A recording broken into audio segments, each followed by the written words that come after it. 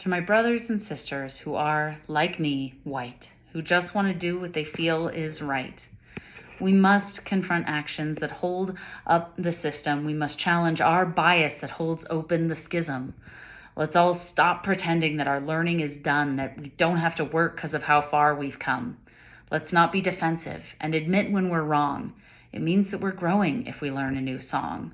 I used to think, oh, I'm already woke, even though I'd sometimes tell a racist joke. As long as no black folks are there who can listen, what's the harm in some casual dissin'? Well, while building camaraderie amongst my white brothers, I'd be reinforcing the concept of black people as others.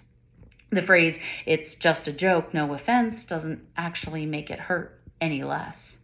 Let's focus on impact more than intentions. The golden rule ain't some offbeat new invention. Better yet, let's treat others how they want to be treated. Racism's a monster. We can choose not to feed it. We say change is needed, but deny we're complicit. Our fragile white egos are too afraid to admit it. But we chip away layers of excuses, revealing that black progress matters more than white feelings. And you can come back with, but all lives matter, yes, and Jesus would leave 99 sheep for one in need of a hand. And if I say save the rainforests, that doesn't imply that I think other types of forests should die. It just means this one faces additional threat that requires more effort to help to offset.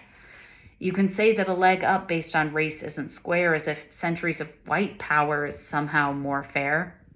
And I know you did work hard to get where you're at, but black bodies could work twice as hard and still not get that.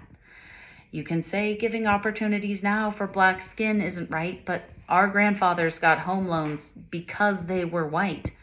And so even if they were poor and had 6 mouths to feed, their kids had good neighborhoods with good schools where they were told they'd succeed. Then our parents got through college, and if their way wasn't paid, they could take the risks of youth who had safety nets laid. The risks soon paid off. Some of them moved to the burbs where property tax is high and the schools are superb, where guidance counselors were part of our education that helped us write scholarship and loan applications. So if we didn't get handouts or tuition and made it on smarts, our progress is still grounded on a damn good head start. Meanwhile, black descendants of redlining enjoyed none of the benefits that white lenders deployed. And redlining is just one hurdle that white power created.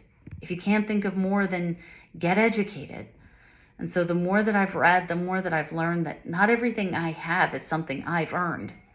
And if a black counterpart seems somehow further back, we can't assume it's for something they lack. And you can fight with statistics, but correlation is just not the same as simple causation. So if statistics are sure that more blacks get convicted, couldn't that also mean that they're targeted, afflicted? Racial disparities in policing and arrests, in sentencing discretion that bias manifests? That the new Jim Crow and mass incarceration is targeting black communities across the nation? And records can follow long after release. Hiring gets harder and opportunities decrease. And you can say, hiring's fair now, race doesn't decide, but if you have one job and 10 people applied, it's all about networks and referrals, and thus we end up hiring people who remind us of us. And so if you think white power doesn't spawn more of itself, then think of what you wouldn't give to give blacks proportionate wealth.